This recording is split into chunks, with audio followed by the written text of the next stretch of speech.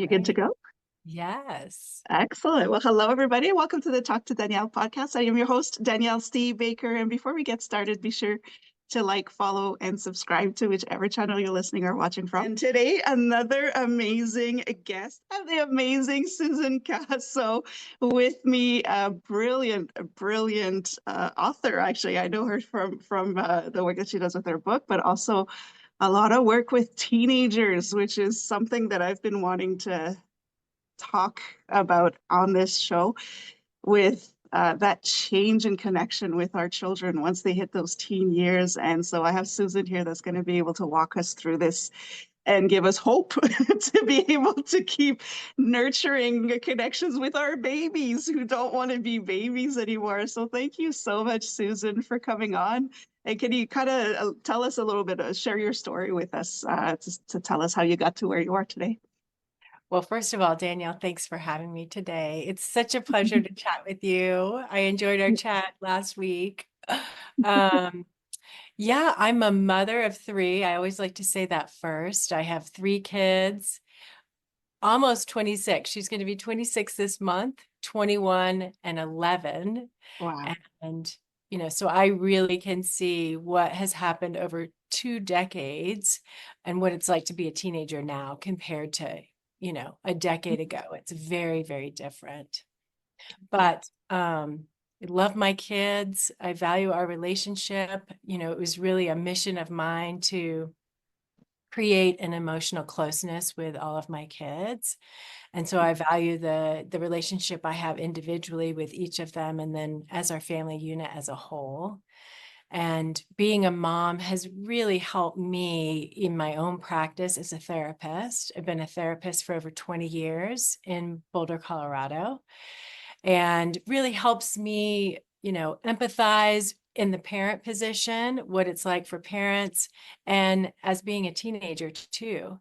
And so I really try, my mission is to help parents create that emotional closeness at home that really safeguards kids in today's world. Yeah. And that's amazing because you do have the experience. You lived it personally over 2 decades and with your practice as well. And this is what I appreciate about your book. The book is called The Parent-Teen Connection. So I invite you, we'll talk about it a little bit later, but you do talk about building those lifelong family relationships because we tend to feel like we're disconnecting from our teen. A lot of the times the communication is almost zero or there's some resistance to our approach. So what worked with them as young children no longer works in terms of uh, keeping harmony in the home or doing taking care of their room and cleaning their room and things like this, the being the parent. And you do talk about the difference between being a mom and dad and being a parent. And that's what I like about that will be one of my first questions. There is we have to take on a different role as a parent when we are into the teen years. So can you kind of describe a little bit your philosophy behind being a mom and dad and being a parent? Yes, yes. So, I've been asking teenagers this question for many, many years. I say, what percent of interaction do you perceive as positive between you and your parent? And most say around 30%. And when I ask them what makes up that 30%, they talk about we cooked together, we listened to music, we cuddled on the couch and watched a movie, we went for a walk, we went skiing, all of these things that really you're cultivating the relationship, you're experiencing joy together and connecting. And then when I ask them, what percent of interaction do you perceive as negative, which is the other 70%, they describe the parent role, which is, interactions that begin with have you, when are you going to, you need to. And Mm. these are tasks that as parents we have to do, right? We have to keep our kids on track. We have to have them do chores because that's good for them and do their homework, obviously. But Yeah. when we're in that parent role, the majority of the time, we are not cultivating the relationship. And Mm. so I talk about really in those interactions that you have with your kids every day, really think about, am I being that mom, dad, that warm, loving, comforting side? Or am I being that parent role where I'm being really instructive, like telling them what they need to do, and Yeah. really trying to stay in that mom, dad role the majority of the time, because that's what cultivates connection. Yeah. And that kind of opened up my when I saw I'm all about numbers. So when you told me those statistics, it kind of made me think back because my children are grown as well as 24 and 21. But when in those teen years coming home from work, and right away the first connection was complaining about all the shoes in the front, at the front at the entrance, tripping over their shoes. And then it started to make me think, of course, I'm always kicking myself as a parent, but to think, not even a, hey, how was your day? They could have had a really hard day. They could have, but I was right already into the authoritative parent. This is like, you need to clean up after you, and instead of just giving them a chance to uh, share their day with me first before we start getting into work mode. So can you kind of tell us 30% positive? That's what our teens are retaining. That's very low. Can you give us some advice on how we can make that switch so that our teens could say it's 70% of the time it's positive and 30% of the time they're keeping me in check. Is there some kind of ways that we could switch that statistic? Yeah. Yeah. Well, you just brought up a really great one. Greetings. When we greet our kids, it's, yeah, your shoes are in the way, you need to move your shoes. Or the first question, do you have any homework? Yeah. And instead maybe it's, hi, how are you? You know, and you don't even have to ask a question. It could just be, I'm so happy to see you. I missed you today. Greetings are really, really important. There are these moments of connection that, we don't really think about, but they can be really meaningful and welcoming to kids. And Yeah. so that is a very, you brought it up. Greetings are very, very important in all of our relationships, right? Because when we go right into, again, you have to, when are you going to? It can feel more like a performance review rather than a relationship. Like, where's that connection? It's just all All right. instructional and basically telling a kid what they haven't done, right? And they've been through school all day, and it's hard to go to school all day and be told when to go to the bathroom, when to eat, when, sit down for an hour, and learning things that they may have no ability, right? Natural ability to know. Yeah. Um, the other piece of all this is finding designated times to talk about that stuff that's in that parent role, instead of that continually, have you done your homework? When are you going to do your homework? Just set aside times to discuss these things, like twice a week. Let's check, how are you doing in your classes? Do you need any help? Do you need my assistance? Schedule times to do chores so you don't have to keep talking about it. Because that's one thing my kids would say is like, Mom, you're repeating yourself. I was like, I know I am. I'm going to stop. Okay. Saturday and Tuesday are the days that you clean your room. I'm not going to talk about it.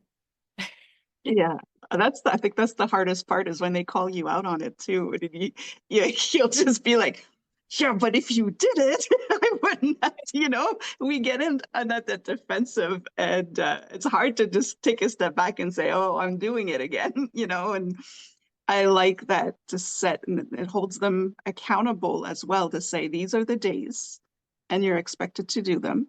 And I'm here for you. If you keep it open, then they're gonna want to ask for help with school, or they're gonna want to talk about help. Um, Right. and as opposed to just Right. shutting down. Yeah, I like that. Right. That And it can feel more like a collaboration. Like, I am here to support you. Like, these are the things that you need to do, but I'm here to support you. And just more of a collaboration. yeah, I like that. That's what we were talking about when we first spoke or when we first met was it's more like a coaching or a mentorship at this point where you can let go of the reins a little bit. You have to, it's hard, but to say, I'm here for you, and let's, let's support you with whatever it is you want to do. Sorry, we And have to give the reins, yeah, right? We have to let them do that, which also means that they might fail or make a mistake. And that's part of life, trial and error. That's how we all learn. And I really don't think we're allowing our kids to have much trial and error right now yeah, because the stakes are like in high school, the stakes are so high to get a bad grade on a test. It's like, oh, I can't get into that college. And right. that's really hard, right? Yeah. Yeah, they're still sensitive about what we'll think of them as well. I find that they'll put up the front, but if they feel like they've failed, uh, they beat themselves up for it. They won't show it to you. They'll kind of lash out at you maybe, but they really do feel it, and they need us. They need that reassurance, even if they kind of push us away. And that kind of led me into the next question I wanted to ask you is. Um, because through the development, when children reach their teen years, they're looking for they're finding their identity, they're finding who they really are, and so they're moving away from the picture that their parents created for them into, okay, this is what I want to do, this is what I like, these are my interests, and these are the friends that share the same interests. So they're pulling away from us, and so the communication sometimes is just cut off. So how can you tell? This is something that a lot of the families I work with, they get worried when their child used to play in the living room or the family room, and all of a sudden they just want to be in their room, like door closed and don't want to talk, or just like, just the shoulder talk. So how are there any signs that can help the parents or our listeners to tell if it's just the child being a teen, or if there really is a disconnection there that we should look into when our child stops talking or communicating with us? Yeah, teens will, they are finding themselves. They do want some privacy. That's a big word. I get this, hey, mom, dad just walks into my bedroom and they don't knock. And, so Yeah. we do have to honor kids' privacy. Mhm. I talk about in the book something called a serve return, a volley between a parent and a teen. And when we have our children, we talk about that serve return. That creates bonding with your kid. A child cries, serves up a need, a parent is there, responds, and that's a return. And that creates a secure attachment, that bond between a parent and child. And so that volley continues, and the child knows, oh, my parent is right here for me. They're going to, take care of my needs. And so when we move into the teenage years, that serve return, that volley just looks a little different. It's more Mhm. of an emotional connection. And that is largely through, like you said, communication. Um, we need to listen more than we do as parents. We tend to jump to problem solving, and that really cuts our kids off emotionally. And they'll likely not come back to bring us anything that's going on for them. And so, listening and empathizing with their situation is the biggest thing that we can do that creates security for a kid to reach out to us in times of need, and checking in with them like, are you okay? Every day we need to be talking to our kids about how they're feeling, how are their friendships going. And the more you do that, the more it is just natural as to what happens in your home. Because I think, we use that word vulnerability a lot, and vulnerability implies emotional risk, and we don't want our kids to feel at risk at home for sharing.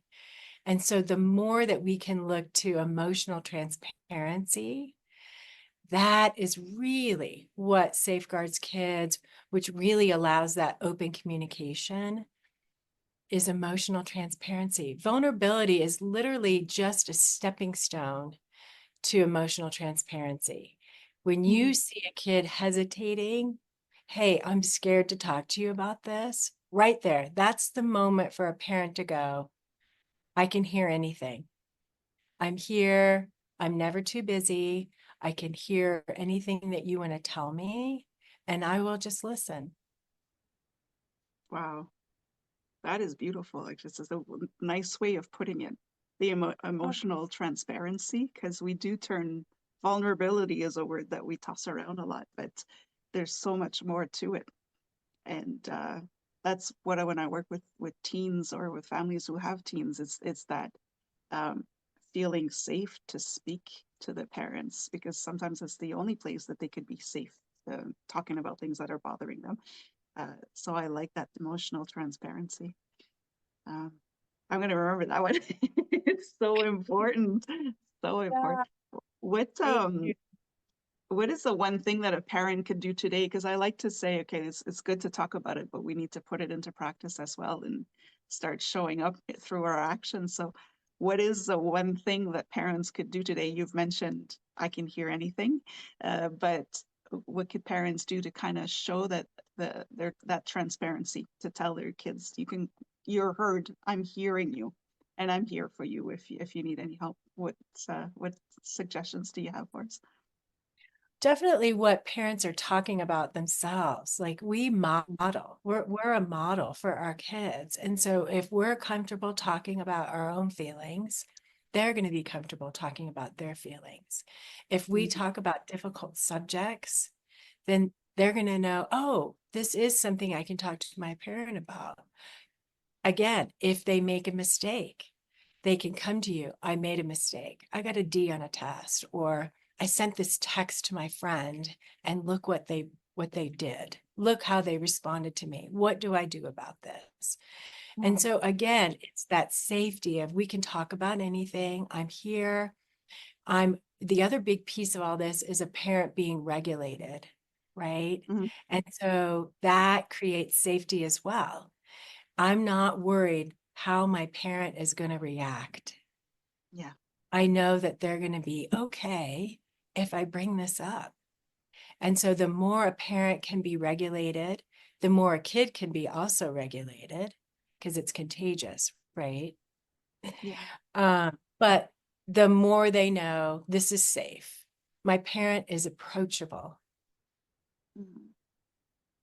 And that starts very early on. It's not just once they turn 13. It's just from the beginning if you open that line of communication and show them through your actions. I love that you said a regulated adult, because that is also a challenge for us as parents sometimes, is realizing that we are reactive and that can shut our teen off. We want them to talk so much that we're just like, girl, we get very aggressive about it. And Oh, yeah. we shut them down. so, Yes. so I like that. And regulated, not just like in our, I mean, I think when we think about being regulated, we really need to look at all of it, like Yeah. our nonverbals, our paraverbals, and our verbals, right? Like what do I look like to my kid right now? Do I have a scowl on my face? Does my face look approachable? What's my tone? Right? My tone. So these are all things that we have to think about when we think, oh, does my kid think I'm approachable? Right? Yeah. Through all the ways of communicating, not just by my words. Yeah, that is big. That is nonverbal is speaks so much more than the words that come out of our mouth. So yeah, if you're rolling your eyes at your teen, then yeah, it's not going to be that inviting. And they really are looking for that connection. They want to be able to approach. They still need that. They're just in a phase where they need to pull away to figure out their own stuff, but they do need they just have a different way of showing it, I guess. I really like that. I wish I could talk to you about this all day, but I wanted to know, with everything that you kind of shared, is there advice that you can share with us that you wish you would have known sooner? That would have made things so much easier for you. Yeah, I talk about in the book that when I was a mother at the very beginning, I was very anxious. Mhm. Oh my goodness, so anxious. I just wanted everything to be perfect. Every experience they had to be great. And really, it had the opposite effect. I became rigid. I wouldn't allow them to just be. And Mhm. so when I really realized what was happening, and took a step back and went, wow, I'm really anxious. And what I really want for my kid is to have a great experience and for us to have a close relationship. Anxiety is not a place for that, right? It's not going to allow that to happen. And so I do wish I had really, that had dawned on me sooner. Yeah. It's not easy though, because especially now with social media and what we see, that super mom image that we see, we feel overwhelmed at the fact that we need to be able to juggle all these things. When my aha moment was when I realized that people were never going to post what's going wrong, right? They're only going to post what's going right. So I started thinking, okay, they're only showing us what they want us to see. So let's see what I want how I want to show up as a mother and work on that instead of looking at what everybody else is doing.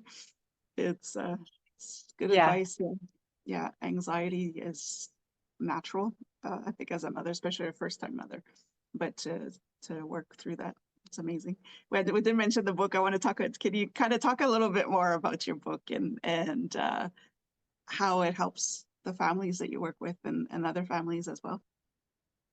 Yeah. The intention of the book is to create stronger families where there's a deep sense of belonging at home, healthy communication, and an emotional closeness between parent and teen. And that's really what safeguards kids in today's world.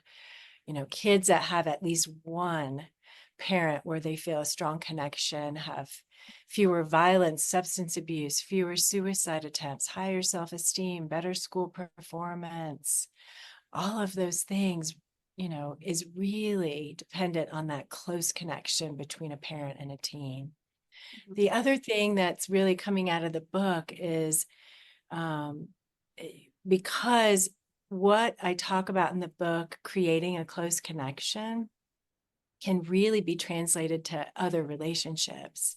And Yeah. so, what I'm seeing is couples that read the book are finding out how they can also have a closer connection, better communication, a deeper sense of belonging with each other. And hopefully that'll be the subject of my next book for couples. But right now, I know it says parent-teen connection, but really anybody can really benefit from reading the book.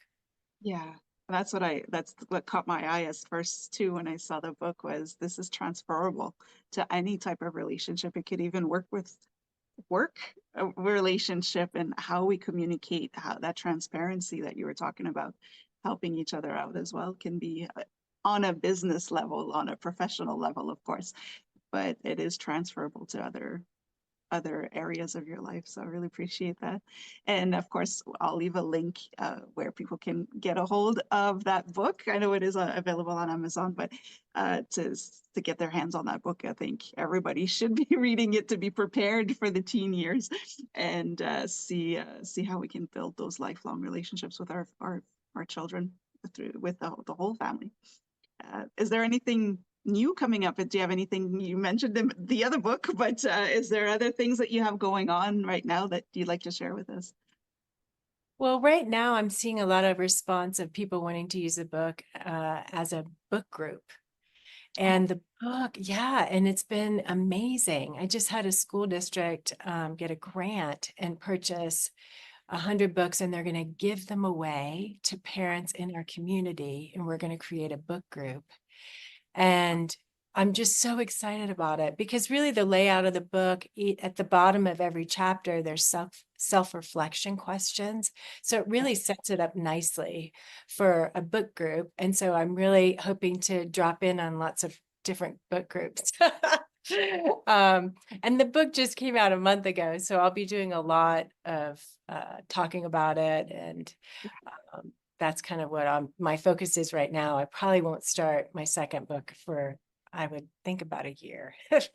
Yeah, Yeah. it really is. It's that kind of thing where I wrote it, it's out. I'm ready to move on. There's so much more that comes with it once it's published, and it can definitely be used as a guide. I love that idea of just sitting down and working on certain things every time we meet.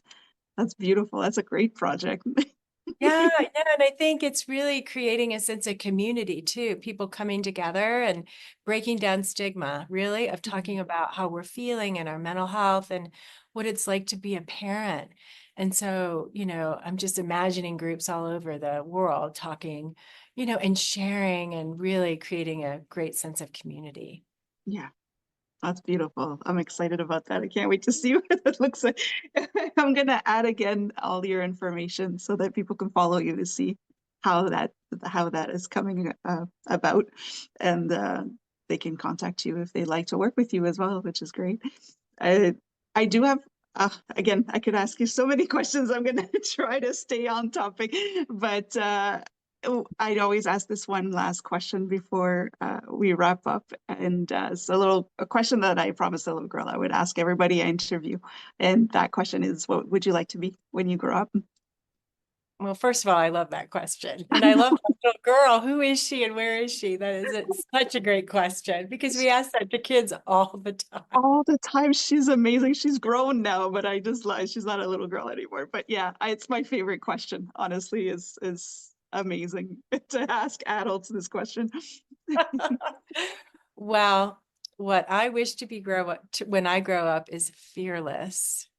Uh, Mm, I've struggled with anxiety on and off my whole entire life. And when it shows up, when it's running, I show up so differently.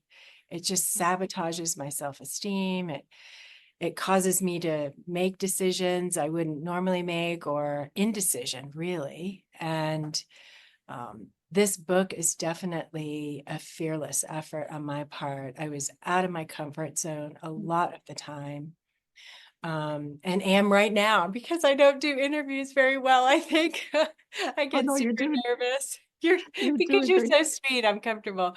But um, I'm about 3 months ago, the book hadn't been out yet, and I was sitting next to my husband on the couch, and he said, "I'm so proud of you." And I said, "What?" And he goes, "I know you're out of your comfort zone all Oh the time." wow.